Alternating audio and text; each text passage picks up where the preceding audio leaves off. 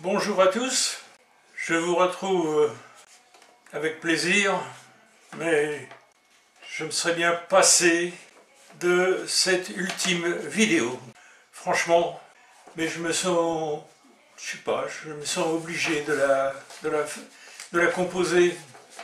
Tant pis pour moi, et bravo pour ceux qui vont me suivre. Cette vidéo commence par être consacrée à quelque chose qui est assez peu connu. Est-ce que ça vous dit quelque chose? Georgia Guidestone. Pour moi, c'est un des liens, parmi tant d'autres, vers les vraies origines de l'actuelle pandémie. Dans la situation aussi préoccupante que celle que nous vivons aujourd'hui, il est nécessaire d'argumenter son point de vue, alors même que sont sollicitées des réponses précises de la part des spécialistes de la santé, les médecins. Tout ce que l'on peut voir et entendre sur l'actuelle pandémie est axé, et c'est très important, sur les éléments d'actualité liés à la présente situation. Personnellement, je trouve très curieux et même suspect que nos étranges lucarnes ne donnent jamais la parole à ceux qui expliquent. C'est une version comme d'autres, mais ceux qui ont des arguments donc pour expliquer l'origine de la situation présente précisément. Et vous allez voir que c'est quelque chose de tout à fait primordial. Et je vais expliquer pourquoi. Pourquoi? Étant pro-vaccin moi-même, eh oui, je dirais par définition, ayant été vacciné à maintes reprises, et en tant qu'ancien directeur d'école, j'ai toujours été attentif à la mise à jour des vaccinations des enfants selon la législation en cours.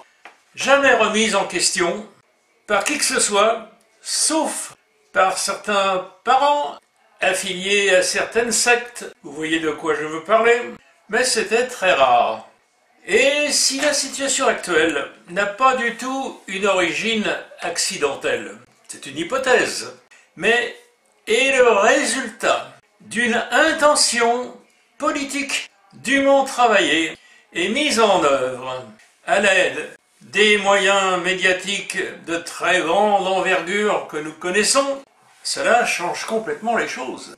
En effet, il pourrait donc être mis en place un système, une structure destinée à éliminer ou neutraliser d'énormes quantités de population par ceux, évidemment, qui dirigent la planète et qui n'ont plus les possibilités de déployer un fonctionnement traditionnel de l'économie et de la finance dont ils sont les maîtres d'œuvre sur toute l'étendue de notre planète. Précisément, c'est ce que nous sommes un certain nombre à avoir analysé et qui justifie notre refus de la vaccination dans les conditions actuelles. Vaccination qui présenterait donc ici une action véritablement criminelle, ça n'est pas rien, contre l'ensemble de notre humanité. Bien entendu, un tel point de vue doit être argumenté, discuté, étayé. C'est ce à quoi je me livre dans le développement qui suit et qui appelle une réponse crédible de la part de ceux qui sont les mieux placés pour nous éclairer sur ces questions fondamentales liées à la santé humaine. Ceux-là, par définition, mieux informés que ceux qui ne sont pas des pratiquants dans le domaine médical. Donc, il s'agit d'un appel de réponse à l'argumentaire qui suit cette présentation. Georgia Guidestone. Ce monument, et on va commencer par là parce que c'est pas rien, ce monument véritablement monumental fut érigé en mars 1980 aux USA. Il est taillé dans un granit de la meilleure qualité. Un certain nombre de commandements sont gravés sur cette pierre, dont le premier est vraiment très explicite et il est placé donc en première position des 10 commandements. Je cite: « Maintenez l'humanité en dessous de 500 millions d'individus en perpétuel équilibre avec la nature. » Il y a aussi, c'est un simple exemple parmi tant d'autres, beaucoup d'autres, ces aménagements très particuliers dans les kilomètres, immenses souterrains de l'aéroport de Denver, ce qui a déjà fait l'objet de publications variées qui posent question. Souterrains de l'aéroport de Denver, ornés de décorations d'inspiration satanique. Il existe, et je ne vais pas faire le tour de la question ici, mais on a beaucoup d'informations, il existe une stratégie mondiale d'une secte qui est en fait la véritable gouvernance de la planète et dont les chefs suprêmes sont les Illuminati, ces descendants de chevaliers qui n'ont jamais avalé ce qui est arrivé à leur chef templier dans les temps anciens avec Philippe le Bel. C'est une longue suite, une longue histoire. Aujourd'hui, ces chevaliers du temple, on ne les appelle plus ainsi, mais ils forment un groupe dirigeant au niveau de la planète que sont les Illuminati. On retrouve le programme de cette secte, mais c'est incroyable. Dans la deuxième partie du livre de Radu Sinamar, consacré aux découvertes sur le mont Bucegi, une affaire dont je me suis particulièrement occupé. En Roumanie, il faut vous reporter aux 2 vidéos que j'ai consacrées à ce sujet, mais en particulier la seconde partie de la vidéo numéro 2. Soyez très attentifs à cette seconde partie. Et il est aisé de comprendre pourquoi ce responsable à un très haut niveau des Illuminati est contraint de dévoiler la vérité concernant les travaux de sa secte à l'échelon mondial. Ce qui est expliqué dans le livre est très clair et on comprend donc très facilement cette partie de ce dossier tout à fait extraordinaire et improbable, je dirais. Tout à fait improbable. En cherchant bien, vous découvrirez, et alors là, c'est quelque chose aussi d'incroyable, que tous les gouvernements et agences gouvernementales sont au courant de l'irruption inévitable d'une pandémie telle que nous la voyons se déployer en cette période. Dans cette situation, nous constatons que personne n'a entrepris quoi que ce soit pour protéger préventivement les populations. Ce qui a quand même une signification assez claire. Il n'y a pas besoin d'être très alphabétisé pour comprendre ce qu'il y a derrière tout ça. En fait, je suis pas le seul à le dire, hein. Les gouvernements et experts scientifiques ont menti. Vous savez, vous ne pouvez pas vous imaginer le nombre de grands professeurs à qui on a graissé la patte. Je cite en particulier ce fameux laboratoire américain Gilead, qui a largement engraissé de hautes autorités médicales, y compris en France. On a les chiffres, on a tout ce qu'il faut. Je l'ai publié d'ailleurs tout ça, dans l'une de mes vidéos. Le taux de mortalité global, figurez-vous, est aussi faible qu'une grippe. Il existe de bons traitements qui nous ont été cachés. Les tests PCR ont été utilisés pour donner l'impression d'une pandémie. Les asymptomatiques ne transmettent pas le virus. La molécule Spike fameuse molécule Spike provoque des caillots de sang. L'Union européenne a été prévenue, sans résultat. Aucune étude sur la toxicité des vaccins n'a été faite, puisque, c'est pas possible d'ailleurs, puisque Moderna, par exemple, la date finale pour les expérimentations, c'est le 27 octobre 2022. Pour Johnson & Johnson, c'est le 2 janvier 2023. Pour AstraZeneca, c'est le 14 février 2023. Pour le fameux vaccin Pfizer, c'est le 6 avril 2023. Vacciner une femme enceinte est le comble du danger. Le glycol dans les vaccins provoque de nombreuses allergies et la préméditation internationale prouve clairement le but de ces vaccins, le but final. Pas immédiatement, mais c'est l'effet inévitable de ces vaccins. Moi j'ai des exemples proches de mes connaissances à ce sujet, mais je ne suis pas tout seul. Il n'a pas été publié de publicité pour informer la population mondiale qu'une dizaine de milliers de médecins ont signé une pétition pour interdire la vaccination des enfants.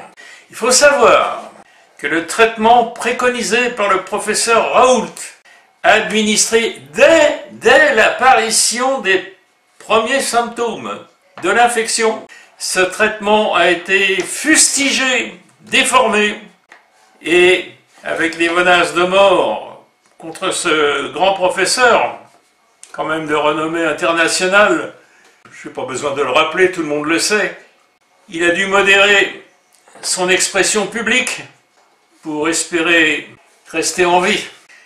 Le professeur de médecine infectiologue Stéphane Gaillet a expliqué ouvertement, c'est courageux, que l'ARN messager est certes une prouesse technique, mais techniquement inefficace.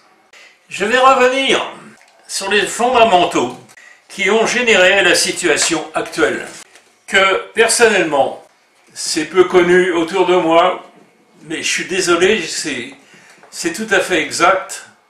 Je suis un individu faisant partie de cette famille restreinte qu'on appelle des clairvoyants.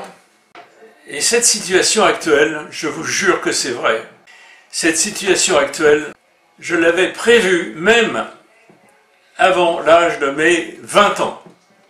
Je me disais que, né dans des circonstances effroyables pour ma famille, comme pour bien d'autres en 1940, j'aurais peut-être la chance de vivre jusqu'à 80 ans, ce qui est le cas, mais que je connaîtrais alors une situation comparable à ce qui existait au moment de ma naissance.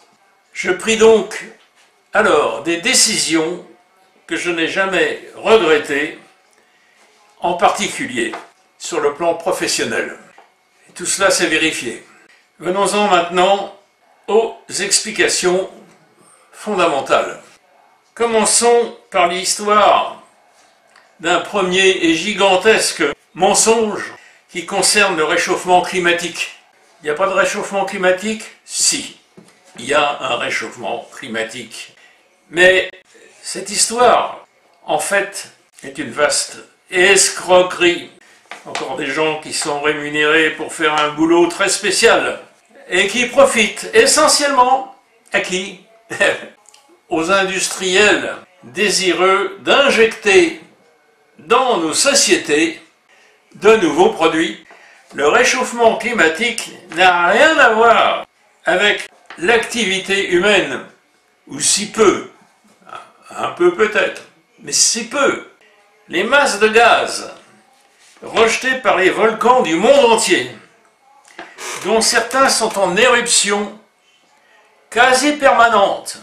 Cette masse de gaz est largement supérieure aux pollutions industrielles. Certes, ce sera une bonne chose que celle-ci puisse diminuer, mais demandez donc à un volcanologue ce qu'il pense de ces déclarations gouvernementales. Demandez-le lui en privé, pas d'une manière officielle, parce que sinon il risquera gros, lui aussi. D'autre part, aujourd'hui, chacun d'entre nous, alors ça je veux dire, c'est tellement évident que, enfin bref, chacun d'entre nous a la connaissance que dans les périodes préhistoriques, que ce soit au Sahara, dans les milieux de l'océan Arctique, Antarctique, les climats ont évolué de manière très significative. Par exemple, il fut une époque, c'est bien connu, où le Sahara était recouvert de forêts et abritait de très nombreuses espèces animales. Aujourd'hui, absentes dans cette région, évidemment. Là encore, il faut se renseigner auprès des astronomes en particulier, qui vous expliqueront que le Soleil est soumis à des cycles. Par exemple, le cycle actuel, en train de se terminer, a vu et voit encore une activité solaire qui explique effectivement le réchauffement global en cours. Mais dans les toutes prochaines décennies, ce cycle va s'inverser jusqu'à ce que notre planète connaisse une nouvelle période glaciaire. Dans le domaine du climat, le Soleil est soumis à des périodes de croissance et de décroissance. Ce n'est pas original, il y a bien d'autres rythmes vitaux qui ont cette alternance, je dirais. D'autre part, il ne faut pas écarter cette autre vérité. Il y a plusieurs choses qui interviennent dans la situation actuelle et qui convergent vers le même résultat. Par exemple, donc, la robotisation accélérée du travail. Ces robots sont infatigables, très rapides, ne nécessitent pas de rétribution et de charges sociales. Des équipes d'entretien suffisent à assurer leur bon fonctionnement, lequel, lorsque les pannes surviennent, requiert de plus en plus de changer des modules entiers préfabriqués, ce qui n'exige pas de compétences trop développées chez les agents chargés d'effectuer les interventions nécessaires. L'enseignement évolue lui aussi, en particulier pour les lycéens et les étudiants. Internet offre maintenant des réponses et articles sur d'infinis sujets. Les professeurs n'auront plus besoin de dispenser des discours magistraux pour leurs cours. De plus en plus, et je ne dis pas que c'est une mauvaise chose, les étudiants auront à plancher sur des recherches personnelles, lesquelles devront donner naissance à des textes argumentés sur les sujets choisis ou imposés. Cette orientation de l'éducation me semble inéluctable. Elle permettra certainement une économie significative de moyens professoraux. La période actuelle ne peut pas supporter non plus l'état de millions de populations de plus en plus démunies, dans l'impossibilité de trouver un travail, vu l'organisation actuelle de la planète dans ce domaine. Organisation complètement étrangère aux droits humains, au service de l'humain. Je pourrais donner plein d'exemples, mais bon, il y en a pour, il y en a pour plus d'une heure. Ce sens, ce devoir de l'humain, c'est le dernier souci des donneurs d'ordre. Les jeunesses issues de ces populations ne vont connaître de plus en plus qu'une situation d'errance misérable, sans aucun avenir digne de cette espérance. Il n'y a que les jeunes très spécialisés dans le domaine numérique qui pourront prétendre à un avenir lucratif et riche de promesses. Les élites mondiales ont bien analysé cette évolution, et cela depuis très longtemps.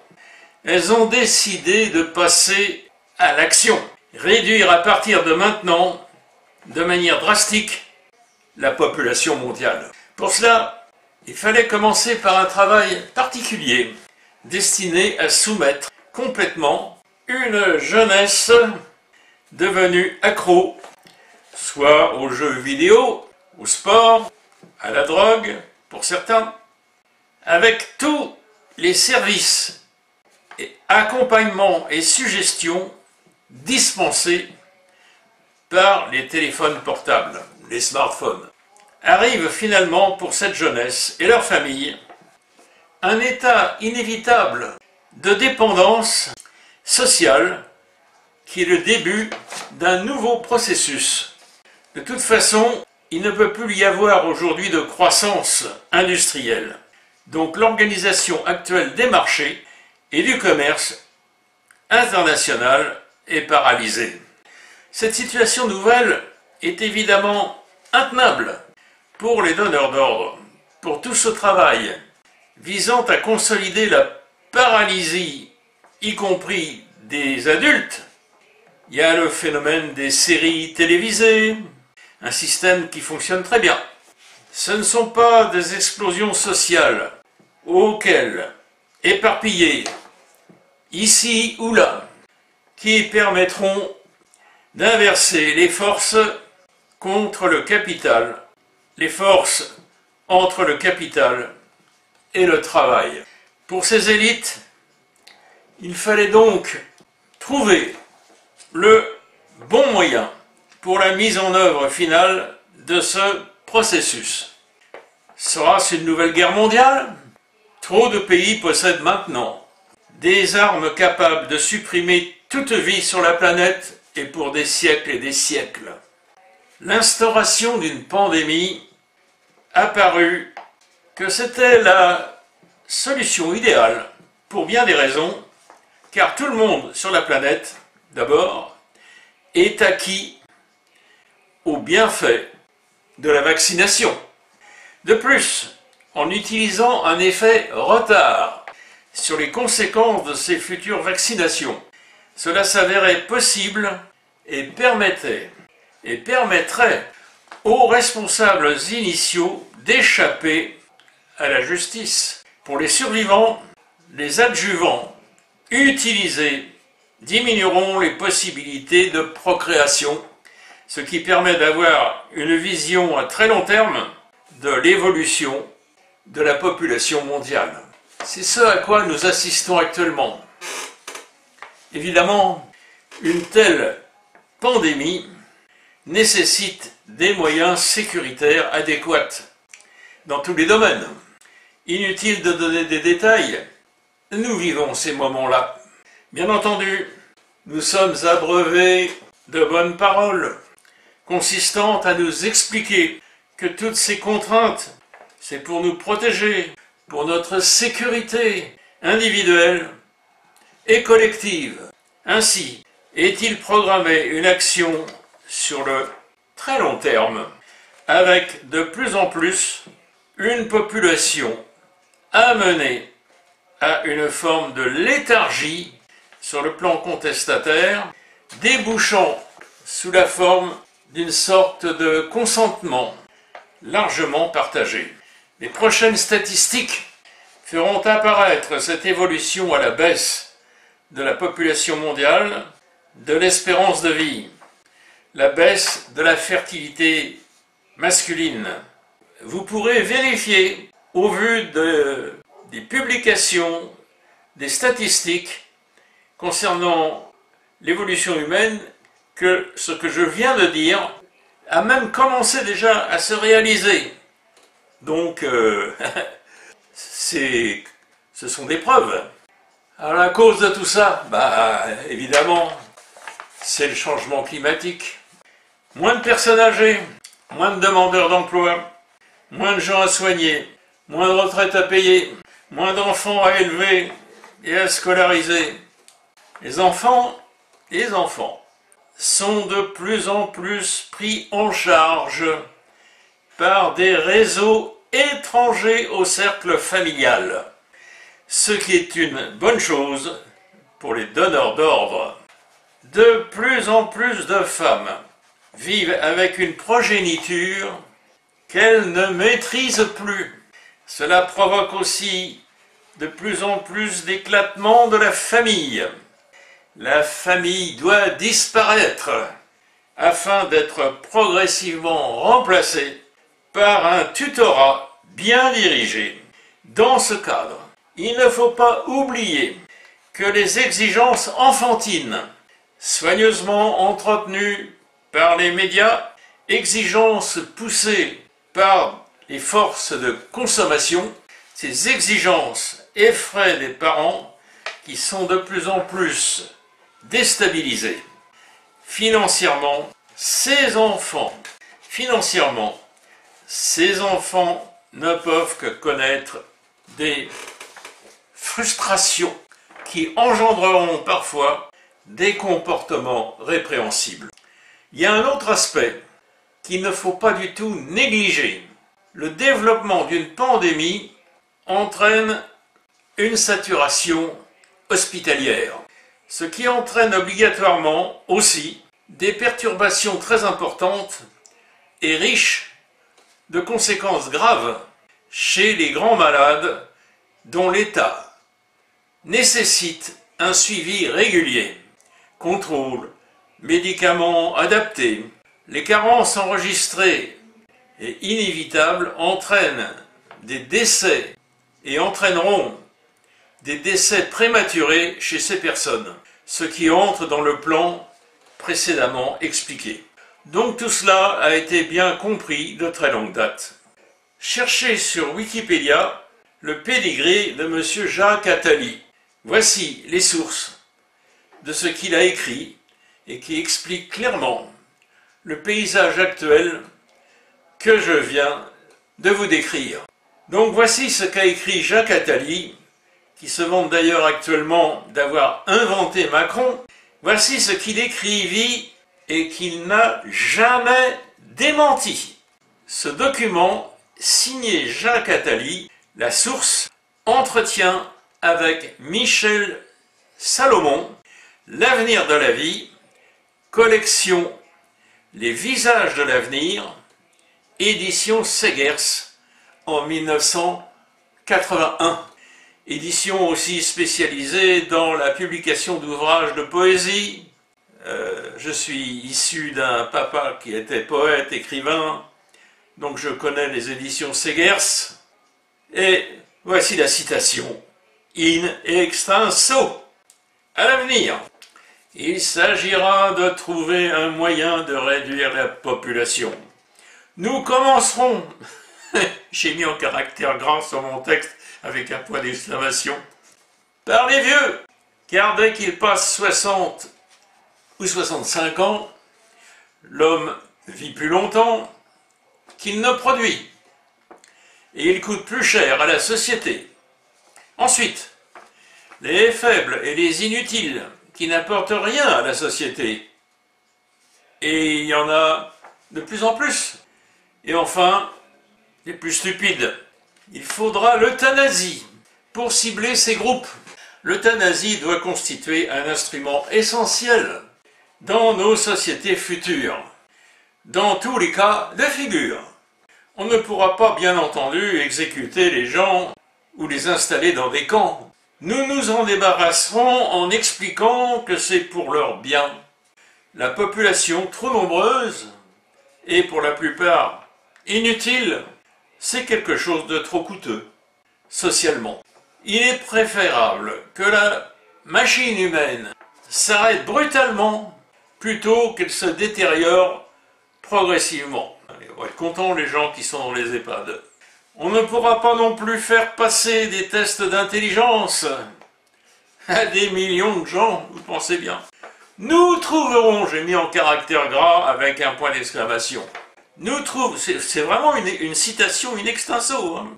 Nous trouverons quelque chose, une pandémie, eh oui, qui cible certaines personnes, une crise économique, réelle ou pas, un virus qui touchera les vieux, les gros, les faibles, les plus stupides.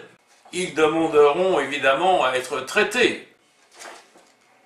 Il sera effectivement prévu un traitement. Et ce traitement sera la solution. La sélection des idiots se fera toute seule. Ils iront d'eux-mêmes à l'abattoir. Je rappelle, ce fut écrit par M. Jacques Attali, L'avenir de la vie, paru en 1981.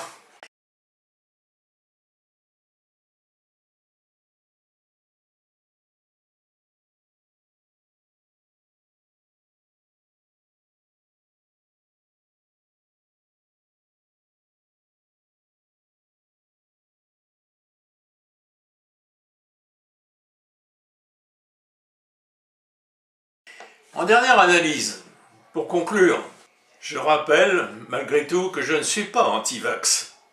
Alors aujourd'hui, devant la précipitation de tous les événements liés à la Covid, j'ai décidé de me faire vacciner. Une seule restriction, suivant la logique de l'analyse que j'ai développée ci-dessus, je désire que me soit administré un vaccin dépourvu d'ARN messager. Une première mondiale par ailleurs, dans une précipitation absolue, cause principale de la réticence à la vaccination chez nos concitoyens les plus informés. Eh bien, impossible de trouver un tel vaccin. Pourquoi? Aucune explication des autorités. Alors ça, franchement, je ne le digère pas.